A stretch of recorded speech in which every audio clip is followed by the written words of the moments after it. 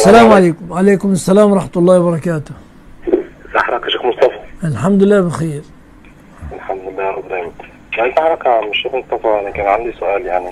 اتفضل. احنا نتعامل ازاي مع لما نلاقي على السوشيال ميديا نعم نعم. يعني احد غير المسلمين يسب رسول الله صلى الله عليه وسلم يعني ويذكره بأسوأ الألفاظ، فطبعا يعني احنا الحاجات دي بتسوقنا جدا، ويعني انا كواحد ممكن افضل طول من رأى منكم منكرا فليغيره بيده، فإن لم يستطع فبلسانه، فإن لم يستطع فبقلبه، وذلك أضعف الإيمان. لكن بالنسبة للترندات اللي بتتعمل والهاشتاجات ان احنا مطلوب نحاكم كذا او كده، الحاجات دي مطلوب نشارك فيها ولا لا؟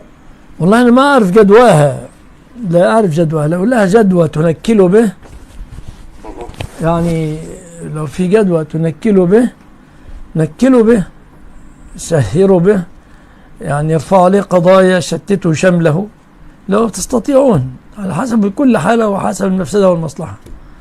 لكن يا مولانا يعني احنا يعني الحكم عندنا ايه كمسلمين؟ هو كافر، ما هو كافر كده، ليس بعد الكفر ذنبا. وهم كانوا بيقولون على عهد الرسول ان الرسول مجنون، انه ساحر، انه يكذب، ان اساطير الاولين اكتتبها. فاذا استطعت ان تدفع دفعت، بارك الله فيك.